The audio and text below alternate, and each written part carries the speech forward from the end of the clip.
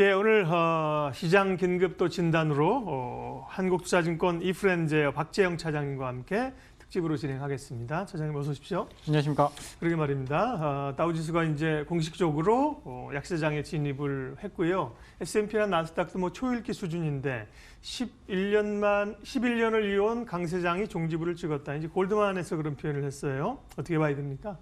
일단 위험한 상황이고요. 이번 주 들어서 분위기가 물론 이제 그 전부터 미국 증시는 변동성을 굉장히 키웠죠. 좀 이제 시장이 겁난다라고 생각했었던 몇 가지가 있었는데요. 물론 이제 그 코로나는 아닙니다. 저는 코로나 때문에 시장이 이렇게 됐다. 물론 이제 트리거 역할을 하긴 했지만 코로나 문제는 아니다라고 보고요. 미국 시장 이렇게 변동성이 심해졌던 것은 일단 많이 올랐던 것. 여기에 대한 부담감, 올 게 왔다 이렇게 생각을 하거든요.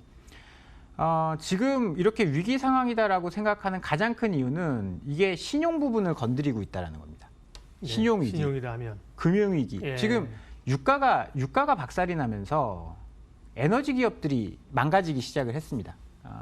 이제 앞서 이제 2018년 이야기를 하셨는데 2018년에 이제 꽤 많이 하락을 했었던 네. 때가 있었어요. 그때는 어떻게 올라왔냐? 예. 연준이 부양책을 썼죠. 그때부터 금리 낮추고 돈 풀고 하면서 이제 이 상승 사이클을 더 끌어간 거죠. 원래는 뭐 10년 주기설이라고 해서 리세션이 올 이제 가능성이 높다, 타이밍이 됐다라고 했는데 연준이 인위적으로 돈을 풀면서 끌고 왔습니다. 그런데 이번에는 왜 좀 상황이 심각하냐? 연준이 막아주기에는 좀 어려울 수 있다라는 겁니다. 지금 연준이 그렇게 버퍼가 큰 상황도 아니고 3월 초에 50bp를 날렸는데 빅컷을 했습니다. 빅컷을 했는데도 시장은 급락을 했죠. 그러면 다음 주에 FOMC가 있습니다. 지금 파월 의장은 무슨 생각을 하고 있는지 굉장히 궁금한데 몇 가지 답안이 있습니다. 몇 가지 답안이 있어요. 첫 번째로는 지금 우리가 시장에서 기대하고 있는 건 75bp 인하입니다. 75bp를 당연히 인하할 것이야. 그리고 좀 과격한 사람들은 한 번에요? 단계적으로요? 한 번에. 한 번에. 네. 그러면 좀 과격하게 보고 있는 사람들은 100bp 인하할 거다. 네. 그럼 제로금리로 갈 거다. 예. 3월 한 달 동안 125bp를 내릴 것이다라고 생각을 하고 있는데 그건 시장의 기대입니다. CME 페드와치에서 그렇게 확률이 정해져 있어요. 시장이 그렇게 보고 있다는 거죠. 여기다가 이번 주 초였죠. 90조. 지금 RP를 풀기 시작했습니다. 시장에 유동성을 공급하기 시작했습니다. 원래 이제 1,000억 달러였는데 이거 이 1일물 오버나잇 RP를 1,000억 규모였는데 1,500억으로 늘리고 기간물 200억 달러였는데 450억 달러 늘리고 유동성 풀었습니다. 시장에서는 QE도 할 것이다라고 보고 있는 상황이거든요. 3월 초에 50bp 인하할 때 파월 의장이 그랬어요. QE는 없다. 여기까지가 다다. 그게 이제 시장을 흔들었다라고 생각을 하는데 네. 그게 아니었을 수도 있습니다. 시장에서는 QE까지 기대하고 있는데 문제는 뭐냐? 지금 이 신용위기 상황에서 금리를 낮춘다고 유동성이 돌까요? 신용위기라는 게 혈관이 막힌 거예요. 무슨 얘기냐면 지금 미국의 에너지 기업들의 그 하이힐드 스프레드가 올라가고 있습니다. 하이힐드라는 것은 뭐 국채나 이런 것이 아니라 약간 위험도가 높은 채권을 이야기를 하는 거죠. 위험도가 높은 채권을 모아놓은 거 하이힐드 펀드 뭐 이런 건데 여기에 스프레드가 올라가고 있습니다. 이건 무슨 얘기냐? 그 기업들이 위험하다라는 거거든요. 우리가 알다시피 지금 유가가 30불대지 않습니까? 저는 오늘 어제 이제 유가가 이제 반등해서 조금 안도를 하신 분이 있을 것 같은데 반등의 폭이 크지 않았고 오늘 재차하라 그랬습니다. 이렇게 되면 미국의 셰일 기업들은 생산 단가가 WTI 기준으로 55에서 65 정도 돼야 안정적으로 운영을 할 수 있고 증산도 할 수 있는데 30불대에서는 어떻게 되겠습니까? 아무래도 굉장히 재정 상태가 좋지 않은 그 기업들은 무너질 수 있다는 거죠. 그런데 우리가 기준금리를 낮춘다라고 해서 그런 업체들한테 돈을 이렇게 빌려줄까요? 은행이? 지금 기준금리를 75bp 아니 100bp 낮춰서 이제 제로로 만든다라고 해서 시장의 돈이 유동성이 엄청 풀린다라고 해서 그런 기업들에게까지 지금 돈을 빌려줄지 그게 의문이다라는 거죠. 어제 우리 시장이 굉장히 과격하게 반응을 했던 이유 중에 하나는 미국 증시 반등에도 불구하고 아침부터 흥하해온 워크아웃 소식이 발표가 됐습니다. 이건 사실 이제 좀 약간 눈치 빠르신 분들은 야, 미국의 신용 위기가 이쪽으로도 지금 전이되는 것이 아니냐. 지금 2008년부터 13년 동안 저금리에 굉장히 안정적으로 돈을 이제 부채가 늘어났지 않습니까? 그런 것들이 계속되다 보면 유동성이 이게 사람이 이제 유동성을 피로 비유하면 유동성이 많이 풀렸다는 건 살이 막 이만큼 쪘다라는 이야기잖아요. 살이 계속 유동성이 공급되면서 살이 이렇게 찌면 어떻게 되죠? 사람으로 치면 혈관이 어느 한 군데 막힙니다. 고혈압이 되든 당뇨가 되든 혈관이 한 군데 막히게 되는 거죠. 유동성을 안만 풀어도 혈관이 막히면 이게 돌 수가 없게 되는 거예요. 큰일 날 수가 있게 되는 겁니다. 지금 그런 상황들의 전조가 아닌가라는 생각이 좀 들거든요. 제가 계속 이제 코로나 때문에는 시장이 흔들리지 않을 것이다라고 말씀을 계속 드려왔어요. 네. 계속 같은 논조로 이야기를 했고 이것 때문에 조정받으면 분할해서 반도체를 사자라는 말씀을 드렸습니다. 근데 제가 이번 주부터는 그 논제를 완전히 뒤엎었거든요. 현금 확보하자 월요일부터. 그 이유는 러시아와 그 사우디의 네. 싸움. 이게 만약에 길어져서 유가가 낮아진다. 3월 초부터 연준이 50bp 비컷 한 이유가 뭘까? 코로나가 그렇게 위험했다라고 한다면 뭐 그 전부터 많은 경제학자나 얘기를 했겠지. 연준도 처음부터는 코로나가 그렇게 길어질 것이다 그런 이야기를 안 했거든요. 그런데 연준이 보고 있었던 것은 코로나가 아니고 신용경색에 대한 우려를 보고 있었을 가능성이 높고요. 그런데 2018년 이제 4분기와 다르다라고 이야기한 거는 연준이 금리를 낮춰도 돈이 돌지 않으면 위험해질 수 있다라는 것을 좀 인지를 해볼 필요가 있어서 이런 말씀을 좀 드려봤습니다. 굉장히 안 좋게 보시네요. 상황들을요. 보면 물론 이제 지금 상황이 녹록지는 않은데 그런데 2018년 오늘 뭐 얘기를 좀 하죠. 좀 2018년 말에 주가가 급락했다 올라오는 거. 그 당시에 사실 연준이 빠르게 금리를 올리면서 약간 좀 소위 텐트럼 발작 현상이 났었던 거거든요. 그렇죠. 지금도 사실은 코로나 사태라고 하면 이거는 사실은 대외적인 어떤 충격이잖아요. 그러고 하면 요거에 지나고 나면 그 요인 지나고 나면 사실은 또 좀 빠르게 회복될 가능성도 있지 않는가. 물론 가능성 자체가 크진 않지만 지금 얘기하는 거는 뭐 신용 위기까지 전반적인 뭐 위기에 대한 그런 얘기를 좀 하시네요. 네. 근데 그게 물론 이제 코로나 끝나면 네. 괜찮아질 거야라고 하는 게 일단은 2월 말 정도에 잡혀갈 때 예. 그때 분위기였는데 그러면 이제 한 보름 정도 공장을 못 돌렸으니까 그 정도는 야근하고 잔업하면 괜찮아지겠지. 그런데 지금 상황은 그게 아니거든요.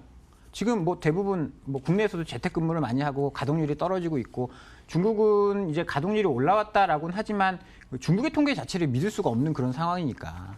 그리고 중국 분위기 자체도 지금 저는 약간 부정적으로 보는 게 엊그저께 이제 시진핑 주석이 그 우한을 방문했다라고 해서 중국 증시가 많이 좀 오른 게 있어요. 그러면 코로나가 다 잡힌 것이 아니냐. 그런데 그거는 시간이 좀 더 지나봐야 알 수 있을 것 같습니다. WHO도 이제 팬데믹이라는 것을 발표를 했고 이게 중국에서만 그쳤으면 중국 공장은 그냥 돌리면 되는 겁니다. 공장은 가동 중지했다가 코로나 끝나면 공장을 다시 돌리면 바로 돌아가는 건데 이게 한국을 거쳐서 미국과 유럽으로 가고 있는데 미국과 유럽은 중국에서 만든 물건을 사주는 수요처입니다.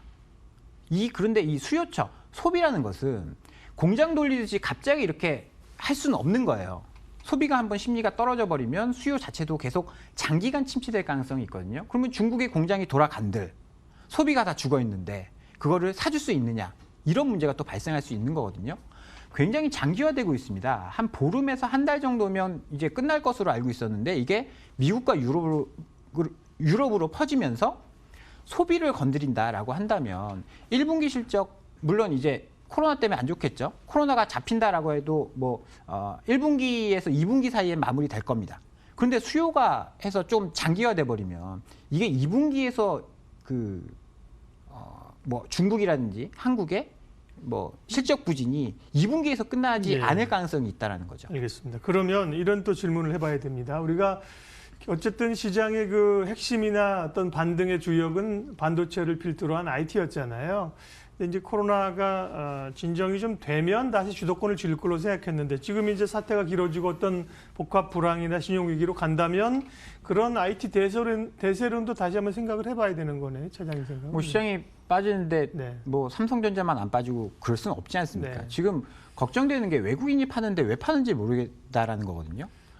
뭐 외국인의 매도를 예측할 때 막 여러 가지를 보잖아요. 뭐 환율이라든지 외국인이 뭐 원화가 강세일 때는 뭐 사들어 온다든지 아니면 뭐 삼성전자 반도체 가격이 올라가면 사들은 그런 부분들이 있었는데 최근에 외국인의 패턴은 환율이 오르든 환율이 빠지든 미국 증시가 오르든 뭐 중국 증시가 오르든 국내 증시 계속 팔고 있습니다. 그 부분이 굉장히 어려운 거거든요.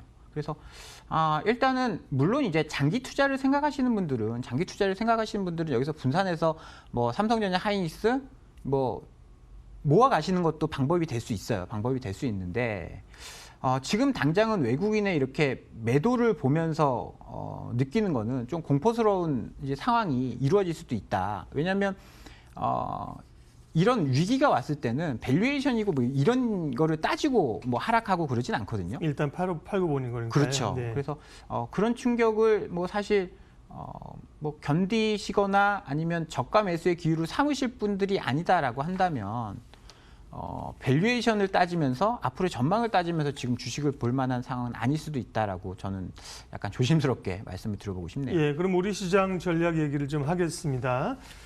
전반적으로는 좀 현금 비중을 늘리는 게 좋겠다고 하셨고, 그래도 우리가 어느 정도 뭐 설정할 수 있는 지지선들은 좀 마음속에는 좀 두고 뭐 이전의 경험들을 가지고 좀 대응을 해야 되잖아요. 예, 전략 좀 말씀해 주세요. 어제 1900이 살짝 깨졌다가 네. 올라왔거든요.